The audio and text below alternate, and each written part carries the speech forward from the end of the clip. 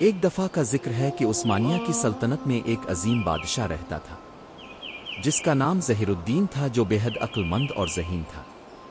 وہ اپنی دانشمندی کے لیے دور دور تک مشہور تھا۔ ایک دن بادشاہ نے سوچا کہ کیوں نہ اپنے وزیروں کی آزمائش کی جائے تاکہ ان کے علم اور سمجھداری کا صحیح اندازہ ہو سکے۔ چنانچہ اس نے اپنے دربار میں سب وزیروں کو بلایا اور اعلان کیا، میں تم سب سے 3 سوالات پوچھوں گا۔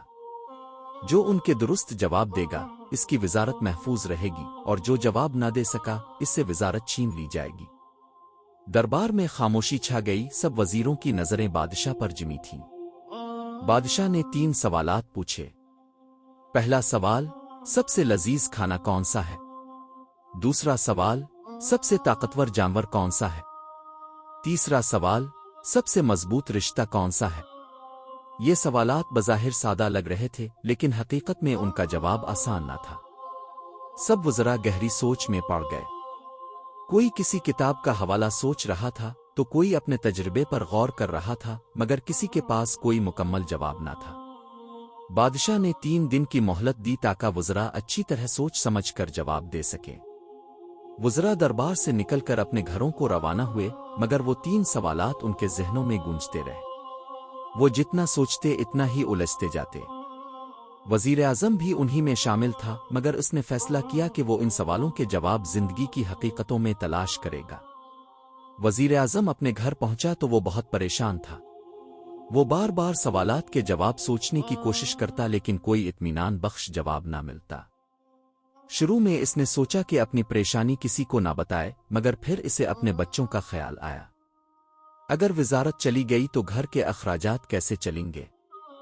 اس کی ایک بیٹی تھی جس کا نام صبا تھا، جو بہت سمجھدار تھی۔ باپ کی پریشانی دیکھ کر صبا اس کے پاس آئی اور پوچھنے لگی، ابو جان آپ اتنے پریشان کیوں ہیں؟ میں نے آپ کو پہلے کبھی اتنا فکر مند نہیں دیکھا۔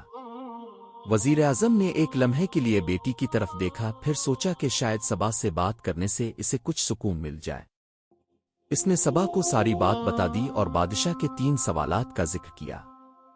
صبا نے غور سے سب کچھ سنا اور کہا، ابو جان اب پریشان نہ ہوں۔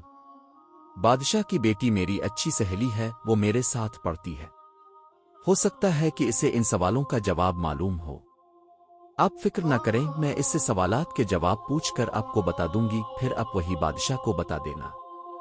وزیر اعظم نے بیٹی کی سمجھداری دیکھ کر شکر ادا کیا اور صبا کو دعا دی۔ صبا نے اگلے دن محل جانے کا فیصلہ کیا تاکہ اپنی سہیلی سے مل سکے اور بادشاہ کے سوالات کے جوابات کے بارے میں مزید جان سکے۔ وہ امید کر رہی تھی کہ مریم کے پاس ان سوالوں کے جوابات ہوں گے جو بادشاہ نے وزیروں سے پوچھے تھے۔ صبا دل میں دعا کرتی ہوئی محل کی طرف روانہ ہوئی۔ محل کے بلند دروازے اور اونچی دیواریں دیکھ کر اس کے دل میں تھوڑا سا خوف بھی آیا، لیکن اس نے اپنی ہمت کو جمع کیا اور دربان سے کہا کہ وہ شہزادی مریم سے ملنے آئی ہے۔ دربان نے اجازت لے کر صبا کو محل کے اندر جانے دیا۔ جب صبا مریم کے کمرے میں پہنچی تو مریم نے خوشی سے اپنی دوست کو گلے لگا لیا۔ دونوں نے کچھ دیر تک آپس میں باتیں کی، پھر صبا نے جھجکتے ہوئے اصل بات کی طرف آنا مناسب سمجھا۔ صبا نے کہا، مریم مجھے آپ کی مدد کی ضرورت ہے۔ بادشاہ سلامت نے میرے ابو اور باقی وزیروں سے 3 سوال پوچھے ہیں، اور اگر وہ صحیح جواب نہ دے سکے تو ان کی وزارت چلی جائے گی۔ مریم نے مسکرا کر کہا، کون سے سوال؟ بتاؤ مجھے۔ صبا نے تینوں سوالات دہرائے۔ پہلا سوال، سب سے لذیذ کھانا کون سا ہے؟ دوسرا سوال، سب سے طاقتور جانور کون سا ہے؟ تیسرا سوال، سب سے مضبوط رشتہ کون سا ہے؟ مریم نے غور سے سنا، پھر سنجیدگی سے کہا، صبا میں ان سوالوں کے جوابات جانتی ہوں، لیکن میں تمہیں ابھی نہیں بتا سکتی۔ صبا حیران ہو کر بولی، کیوں؟ اگر آپ جواب جانتی ہیں تو براہ کرم مجھے بتا دیں تاکہ میں اپنے ابو کو بتا سکوں۔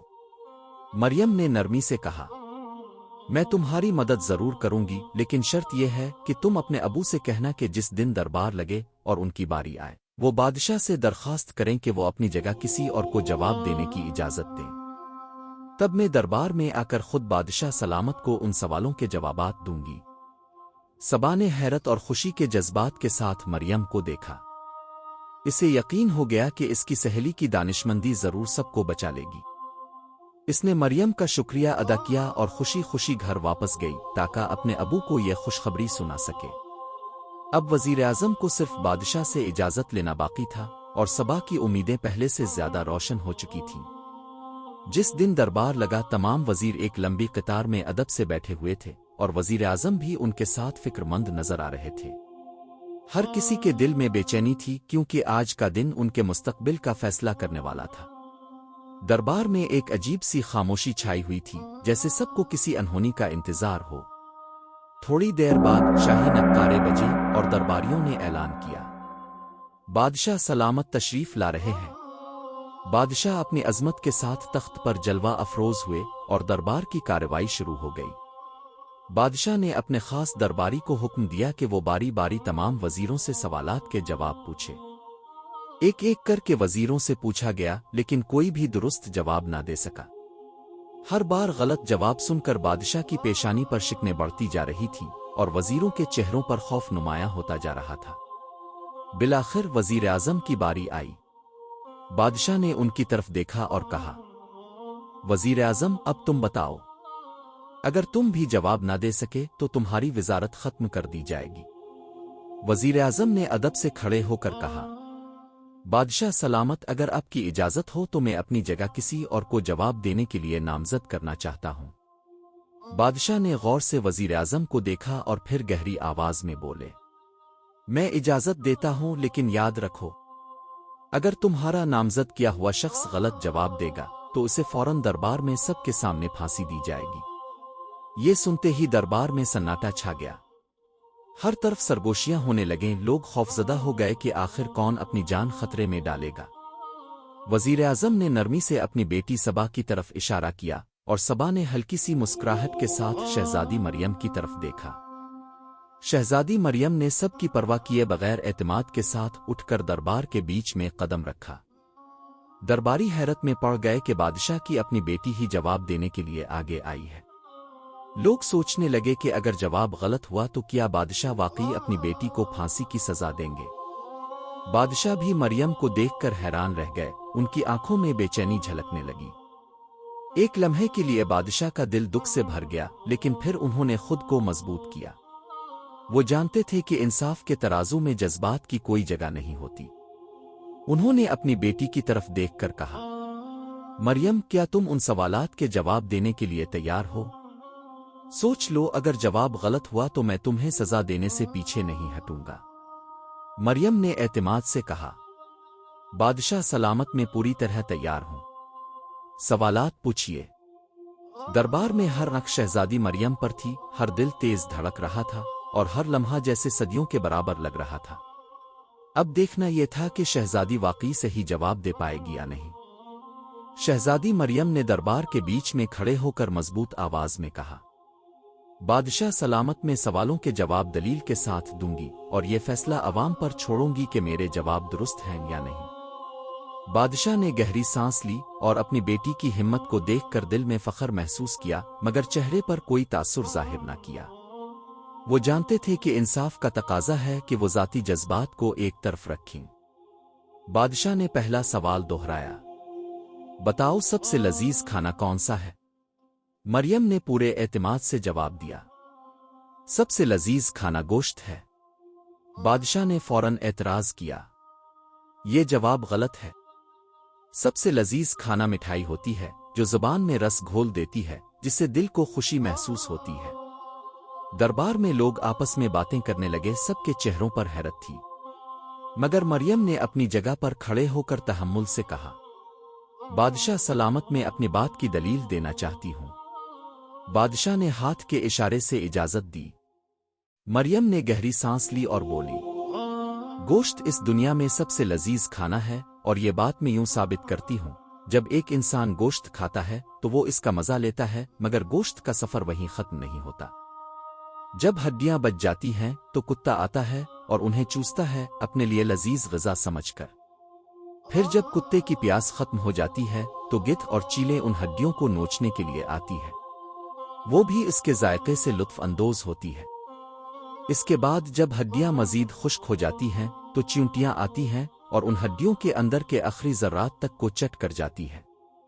यूं एक गोश्त का लुक़मा सिर्फ इंसान के लिए नहीं बल्कि बेशुमार जानदारों के लिए लज्जत का जरिया बनता है। ये सुनकर दरबार में मुकम्मल खामोशी छा गई। कुछ लम्हों बाद दरबारियों और अवाम ने जोरदार तालियां बजाईं और पूरे दरबार में मरियम की दानाई के चर्चे होने लगे। बादशाह ने गहरी नजर से अपनी बेटी को देखा और फिर आहिस्ता से सर हिलाकर कहा, अवाम ने फैसला कर दिया है। पहला जवाब दुरुस्त मान लिया गया है। दरबार में खुशी की लहर दौड़ गई और मरियम ने इत्मीनान का सांस लिया।